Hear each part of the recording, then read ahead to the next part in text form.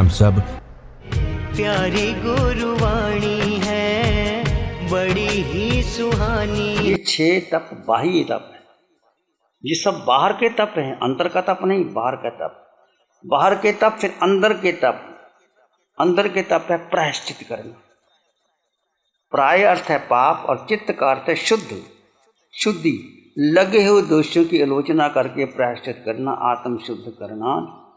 प्रायश्चित में आलोचना भी आ जाती है और प्रायश्चित स्वयं भी कर सकते हैं, गुरु की साक्षी से निंदा ग्रह की कर सकते हैं कि बड़ा दोष लग गया तो गुरु की साक्षी से कर सकते हैं, नहीं तो प्रतिक्रमण के द्वारा प्रायश्चित कर सकते हो। जो जो दोष लगा आपको, जैसे आपने क्रोध किया, किसी को गाली दे दी, किसी कटु वचन कह दिया, किसी को और कुछ कह दिया, तो अपने जैसे आप कहते हैं ना सॉरी, सॉरी कहते ही आप उससे पीछे हट जाते हैं। तो जो जो दोष लगे हैं उसका प्रायश्चित करना चाहिए। अहंकार नहीं करना चाहिए कि मैं ही ठीक हूँ। अरे बच्चा ठीक है और बाप गलत है तो बाप बच्चे से कहे कि बेटे तुम ठीक हो, मेरी बात, ऐसा एक व्यवहार होना चाहिए घर में। हमेशा बड़े ठीक होते हैं, छोटे गलत होते, ऐसा भी नहीं, और हमेशा छोटे ठीक होते हैं, बड़े, ऐसा भी नहीं। जिस समय जो व्यक्ति जैसा है, कई बार छोटे बच्चे की बात बहुत महत्वपूर्ण होती है क्योंकि बच्चा शुद्ध होता है, पवित्र होता है, वो सही बात करता है, और जैसे बड़े बड़े हो जाते हैं तो अपना अहंकार टकराने लग जाता है। तो परिवार का सामंजस्य बनाने के लिए छोटे बड़ों को, बड़े छोटों को क्या करना चाहिए?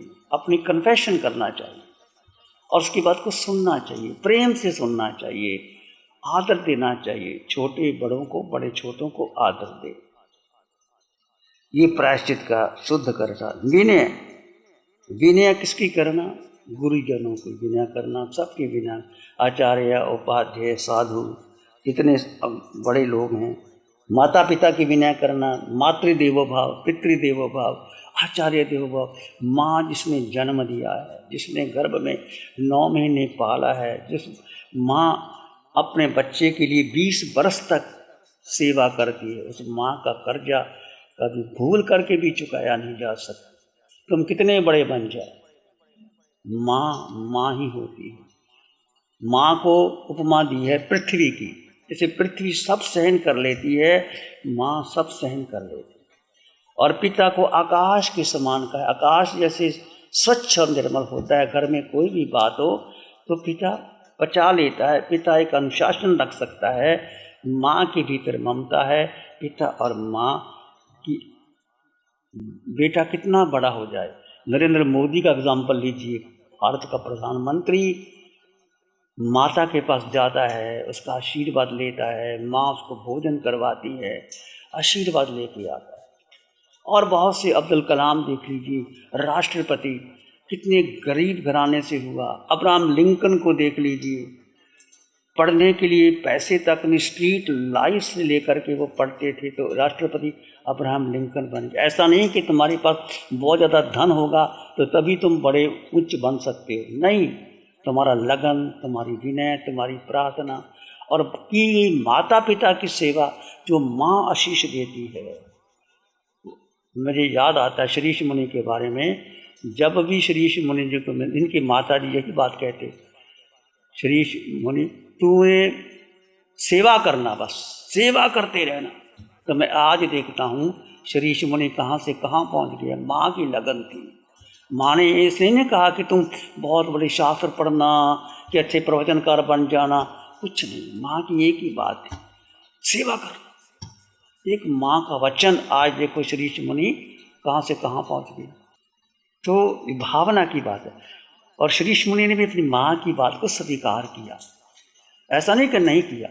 सेवा की दृष्टि से, सब तरह से, हर प्रकार के, मैं कभी टोक भी दूँ, कभी भरी सभा में मैं कह देता हूँ श्रीश मुनि चुप कर जा, तो कभी इसने इनकार नहीं किया, मेरी बात को स्वीकार कर लेता है और मेरे लिए ढाल बन के खड़ा हो जाता है। कोई परिस्थिति, कैसी परिस्थिति आ जाए, ये बच्चा सामने आ जाता है और मैं बात को मैं एक सामंजस्य की बात कर रहा हूँ कि कैसे परिवार में, संघ में एक सामंजस्य होना चाहिए और माता का कहा हुआ वचन एक बहुत बड़ी बात है, मेरी माँ पढ़ी लिखी नहीं थी, उसका नाम था विद्या देवी, पर मुझे एक ही बात कहती जब मैं उनके पास गया, शिव ऊपर उठो, ऊपर उठो, एक ही बात कहती, ऊपर उठो, ऊपर उठो। ये कई बार वो माँ की एक बात, और मैं देखता हूं माँ सबसे बड़ा गुरु है। जिस माँ ने 9 महीने हमें गर्भ में रख करके पाला पोसा बड़ा किया, आज कई लोग माँ को कुछ कहीं समझते नहीं, मॉडर्न बन जाते हैं। शिक्षा लेनी चाहिए, तुम कितने बड़े ऑफिसर बन जाओ, माँ के ऊपर कोई गुरु नहीं हो सकता, और माँ कभी गलत हो ही नहीं सकती। माँ खुद भोजन नहीं बना के सबको खिलाएगी। देखो इतनी माँ बैठी हो तुम, पहले भोजन तुम खाती हो, कभी चख लेती हो जरा सा कि भोजन स्वादिष्ट बना या नहीं बना, परंतु सबको खिलाती है माँ, और जब बच जाता है वो खाती है माँ। ऐसी होती है माँ। सच में माँ की बहुत उच्च कोटि की बात। भगवान महावीर को देखो, महावीर गर्भ में थे, अवधि ज्ञान था महाभगवान को कि मेरे कारण माँ को कष्ट ना हो जाए, अपने अंगों पांगों को सिकोड़ लेते थे महावीर। और जब माँ को पता लगा क्या बात है, बच्चा गर्भ में है कि नहीं है, माँ चिंता दूर हो गई, शोकाकुल हो गई। तो भगवान ने देखा मैं तो माँ के भले के लिए कर रहा था, माँ को और चिंता हो गई, तो उन्होंने धीरे से काम हिलाना शुरू कर दिया। ऐसे भगवान महावीर तीर्थंकर, इसके ऊपर क्या है। और भगवान ने प्रतिज्ञा कर ली थी कि जब तक माता पिता रहेगी मैं दीक्षा नहीं लूंगा। और जब 28 वर्ष के माता पिता नहीं रहे तो भाई से आज्ञा मांगी, भाई मुझे आज्ञा दे दो। नंदीवर्धन ने कहा, भाई अभी और 2 वर्ष घर में रहो, मैं अकेला हूं, क्या करूंगा। तो भाई के कहने पर भगवान घर में रहे, पर घर में कैसे रहे, जैसे कि कमल का फूल कीचड़ में रहता है रूप पर, किसी बात की दखलंदाजी नहीं, घर में रहे, एक सन्यासी की तरह भगवान रहे। 2 वर्ष के बाद दीक्षा ले ली। और आज भगवान महावीर हमारे बीच नहीं है। तो मैं ये कह रहा था, माता पिता से बढ़ करके कोई गुरु नहीं होता। घर में यदि तुमने माता का दिल दुखा दिया और पिता को नहीं समझ पाए, तो तुमने कुछ बड़े ऑफिसर बन जाओ, विद्वान बन जाओ, आचार्य भी बन जाओ, तो कोई बड़ी बात नहीं। माता पिता को कभी उनका हमेशा सम्मान करना, आगे बैठाना। पढ़ना लिखना कोई बड़ी बात नहीं, साधु बन जाना कोई बड़ी बात नहीं, उसका सम्मान करना एक बहुत बड़ी बात मैं कह रहा हूँ। देखो अनुशासन जगह अनुशासन जरूरी है। मैं कुछ भी ना कहूँ तो ऐसी बात नहीं, कहना भी पड़ता है, डांटना भी पड़ता है। मैं सबको डांट देता हूँ, ये मुझे भी कह सकते, यदि मैं गलत हूँ तो मुझे कह सकते, अधिकार है इनका कहने का। मैं ऐसा नहीं कहता कि पिता ही हमेशा ठीक होता है, बेटा भी ठीक होता है, ये मुझे कह सकते हैं, मैं इनको कह सकता हूँ। एक अनुशासन की बात मैं कह रहा हूँ। एक और, क्योंकि बच्चे तुम्हारे घर से ही आए हैं, तुमने बड़ा किया, आपका ही परिवार है और किसका परिवार है, और हमारे पास तो कुछ है नहीं। बरसात हो गई तो कोई बात नहीं, नहीं तो भर के पात्रे लाते हैं, आराम से खा लेते, चिंता नहीं, कुछ नहीं, सारे लोग बैठे देने वाले। एक ही बात कहता हूँ कि घर को स्वर्ग बनाओ, माता पिता की सेवा, सुबह उठ करके माता के पिता के चरण स्पर्श करो, उनका आशीष लो, और 15 मिनट 20 मिनट माता के पास पिता के पास बैठो, कुछ ना कहो, उनका आशीर्वाद लेकर के अपने बेडरूम में जाओ। ऐसा नहीं सीधा ऊपर चले जाओ, पहले माता पिता के पास जाओ, उनको नमन करो, उनको पूछो माँ कोई तकलीफ तो नहीं, माँ भोजन किया कि नहीं किया, माँ को पूछ के ऊपर जाओ। कहीं भी जाना तो तुम्हारा ही समृद्धि होगी, तुम्हारा ही आगे बढ़ जाओगे। विनय करना आचार्य उपाध्याय साधु माता पिता और गुरु की। गुरु जिसने तुम्हें मार्ग बता दिया, जिसने तुम्हें रास्ता दे दिया, आत्मा से परमात्मा बनने का रास्ता दे दिया। इस पंचम काल में आपको रास्ता मिल गया। कोई भी गुरु हो सकता है, ऐसा नहीं कहता कोई जैन गुरु होंगे, कोई भी गुरु, उसको अंतर हृदय में समाहित कर लेना, उसके प्रति समर्पित हो जाना, विनय विनय करना। विनय तो बहुत अच्छी बात है। आप जाते हो, जय जिनेंद्र जी कर देते हो, हाथ खड़ा कर देते, कितनी बड़ी बात है। और कई बार हमारे साधु एक दूसरे को विनय नहीं करते, पूछते हैं तुम किस परंपरा के हो, उस परंपरा के हो, फिर ऐसे ऐसे खड़े हो जाते जैसे कि बड़ा करंट लग जाता है उनको। अरे हाथ जोड़ने में क्या तकलीफ है, वंदना ना करो, हाथ तो जोड़ दो। जब गृहस्थ सब कुछ देते हैं, हमें कपड़ा देते, मकान देते, भोजन देते, वो बेचारे चरणों में झुकते हुए, तुम्हारे पास कुछ नहीं, तुम आकड़ में खड़े हो जाते हो। ये साधु का अहंकार, मैं कहूँगा। क्रिया का महत्व नहीं है, विनय का महत्व है। विनय सबसे ऊंची चीज है। हाथ जोड़ने में क्या तकलीफ है भाई, सबके साथ हाथ जोड़ दो। नम्रता का प्रतीक है विनय। और भगवान महावीर ने उत्तराधन का पहला सूत्र विनय, विनय मूल धम्मो, दर्शन मूल धम्मो। दर्शन माने श्रद्धा, श्रद्धा अपने पर श्रद्धा, और विनय झुक जाना। और वृक्ष पर फल लगे होते हैं तो वृक्ष झुक जाता है। और अरंड बेचारा क्या करे, जिसके पास फल लगते नहीं, ऊपर की ऊपर ही रहता है। विनय भावना की बात।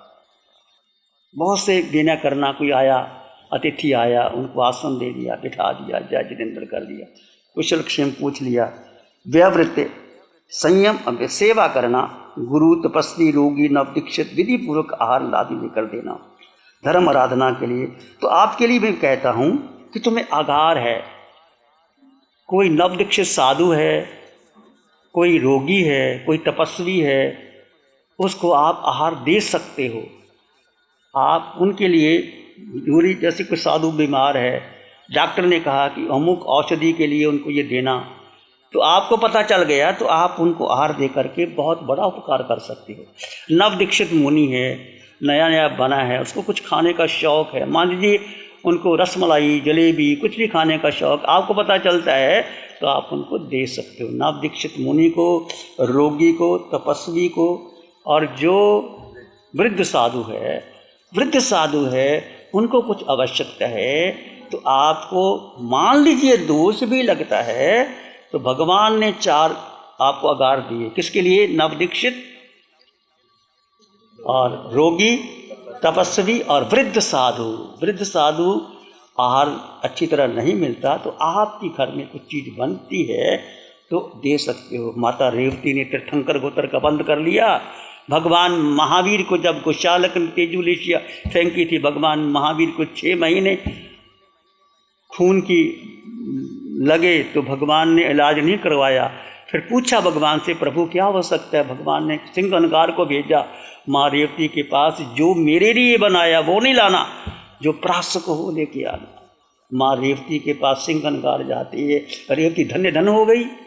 प्रभु आप पधारे, जब भी तुम्हारे घर मुनिराज आए उठ के वंदन करना, आगे लेने जाना। ऐसा नहीं कि ये भी विधि होती है, हमारे यहाँ विधि है, और तुम कर्म काट लेते हो बहुत ज़्यादा। मुनि आए तो उनको आगे लेके आना, उनको हाथ जोड़ना, आहार की विनती करना, छोड़ने जाए तो 2 कदम पीछे चलना। ये एक विधि है, इससे आपको लाभ है, हमें कोई लाभ नहीं है। हमें वंदना नहीं करनी, तुम्हें बहुत ज़्यादा लाभ है इसका। विनय की बात मैं कह रहा हूँ। तो माँ रेवती ने सिंह अहंकार को देखा, वो देने लगी। क्या बिजोरा पाक था? क्या था? बिजोरा पाक था जो बनाया था भगवान के लिए। उन्होंने कहा ये नहीं चाहिए, तो दे दिया। उन्होंने दे करके हर्षित पुलकित हुई। भगवान को लेने गई, छोड़ने गई, तो वो औषधि से भगवान का रोग ठीक हो गया। कहते हैं माँ रेवती ने तीर्थंकर गोत्र का बंद कर लिया। ये तुम्हारी रसोई में ये ताकत है बहनों, ये ताकत तुम्हारी रसोई में है। माँ को रतन कुक्षी भी कहा जाता है। जिस कुक्षी में रतन तीर्थंकर पैदा होते हैं, ये माँ है। माँ से ऊपर कोई नहीं हो सकता। ऐसी रेवती का जिक्र आता है। तो शुद्ध भाव से दिया गया दान बहुत बड़ा महत्व रखता है।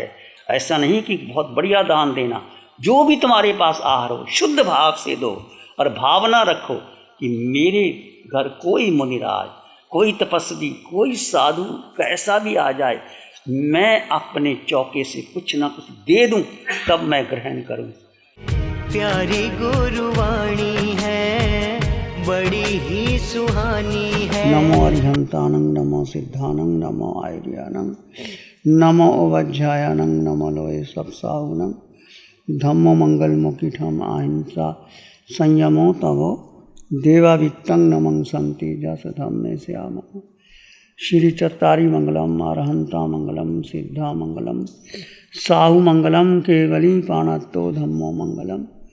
चत्तारी लोगोत्तमा, अरहंता लोगोत्तमा, सिद्धा लोगोत्तमा, साहु लोगोत्तमा, केवली पाणत्तो धम्मो लोगोत्तमो। चत्तारी शरणं पवज्जामि, अरहन्ते शरणं पवज्जामि, सिद्धे शरणं पवज्जामि, साहु शरणं पवज्जामि, केवली पाणत्तं धम्मं शरणं पवज्जामि। चारे